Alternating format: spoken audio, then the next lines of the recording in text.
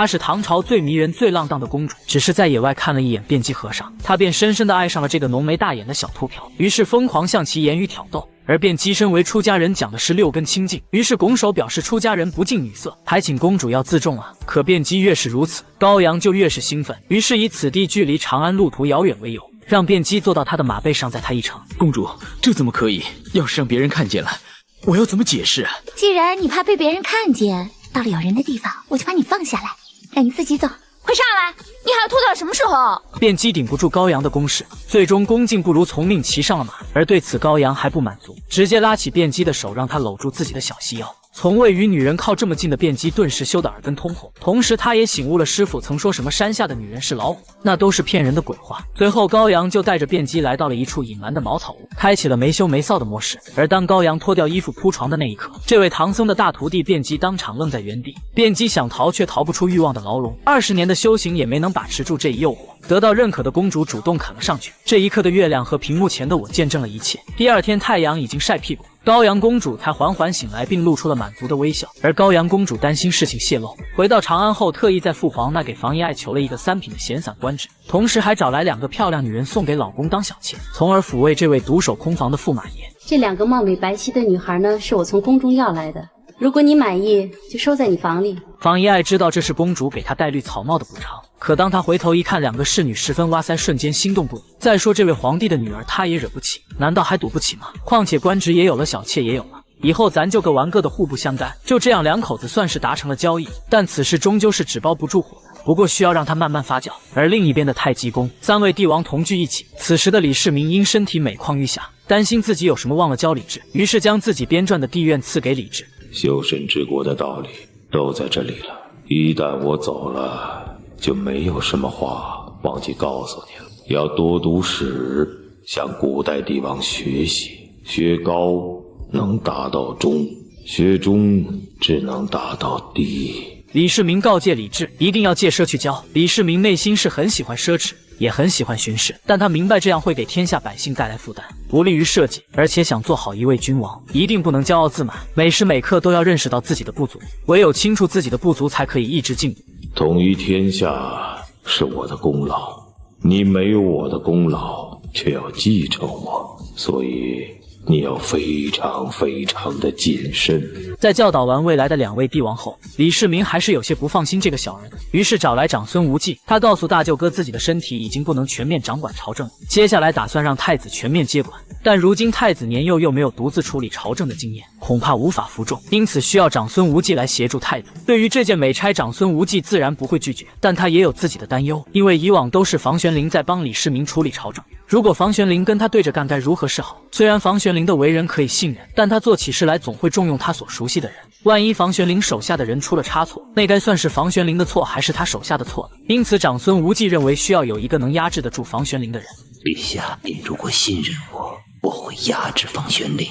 我跟房玄龄跟从您多年，我们之间没有什么芥蒂，不过我和他的人脉有隔就很难做事了。李世民明白长孙无忌的意思，在思索片刻后，李世民最终决定让这位大舅哥来制衡房玄龄。大唐皇帝令，命长孙无忌设立检校中书令，知尚书门下省事，军国术士无论大小，即由长孙无忌处决，然后奏闻。将事情都交代完之后，李世民安心一架翠微宫静养。而这边的高阳与卞姬的私情终究还是东窗事发，但没想到他们的地下恋情被发现，竟是因一名小偷在弘福寺偷了一个玉枕，而这个玉枕乃是高阳送给卞姬的定情之物。在大理寺抓住小偷后，大理成一眼就认出玉枕乃是高阳公主的东西，于是直接押着小偷来到弘福寺指认现场。对，我就是从这儿拿的。这是哪位的铺？这是贫僧的铺位。请教法名。贫僧法号卞姬。我们得请这位出家兄弟走一趟。这个玉枕是高阳公主所有，卞姬师傅得要到大理寺说清楚。而进了大理寺辩机又哪能扛得住严刑拷打？况且玉枕是高阳公主的东西，大理寺办案更是相当上心。最终辩机不得不吐露了全部的事情原委，而他们两人的事很快就被传得人尽皆知。另一边的房府内，绿得发慌的房遗爱指责高阳公主：“你说你玩就玩，干嘛要送什么定情信物呀？你是不是脑袋让驴给踢了呀？你的名声烂了无所谓，可是朝野现在议论的却全是我们房家。”而本以为绯闻爆出来后高阳会有所收敛，结果却出乎房遗爱的预料。高阳不但不慌，反倒是指责房遗爱别用这种口气跟他说话。我不管，以后不许你再跟我这么说话。我烦了，我敢把长安一把火给烧了。面对高阳的暴脾气，被绿的房遗爱也只能好言好语的劝说这位公主，万一我的父亲房玄龄因为这件事而受到牵连的话，身为房家的媳妇，就算是你公主，那也一样会受到惩罚的。冷静下来的高阳觉得房遗爱所说言之有理，于是就找到正在翠微宫养病的李世民求情，希望父皇将此事化小，就连借口都替李世民想好了，就以辩机是和尚为由将他交还给寺庙处置。这样的话，最多就是把辩机逐出寺庙，还俗成为普通人而已。到那时我还可以继续包养。按平常，这是李世民睁一只眼闭一只眼就过去了。可眼下房玄龄手握大权，李世民正需要给他施压，让其避免膨胀，而这辩机正好是个切入点，所以必须严惩。我已下令腰斩辩机。腰斩！父皇，您是要做给我看吗？您还是要做给房家好看？你要做给房家好看，我不管；你要做给我好看，我就要在长安闹出事来！胡闹！混账！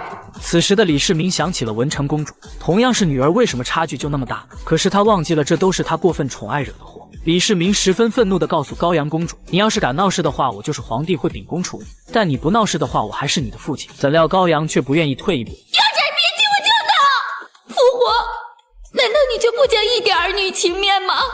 大哥成前叫你流放了，二哥亲娘也叫你流放了，我的人你还要腰斩，你就是会治奴，治奴有什么好？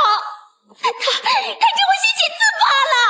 高阳哪壶不开提哪壶，直接把李世民气得上气不接下气。可见父亲如此难受，高阳公主却冷血的选择无视，直接转身就走。而在辩机临行的前一晚，玄奘特意来大牢见了弟子最后一面。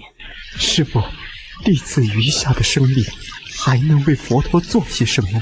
玄奘告诉徒儿：“你少破点戒，比什么都强，安心的去吧。到那边提唐三藏应该好使。”说完转身离去。第二天，辩机就被押到长安的菜市口。53刻以腰斩即刑，而高阳也因为辩机一事彻底与李世民产生了隔阂，间接性导致了日后的谋反。腰斩辩机了，敲山震虎，这是在警示我呀！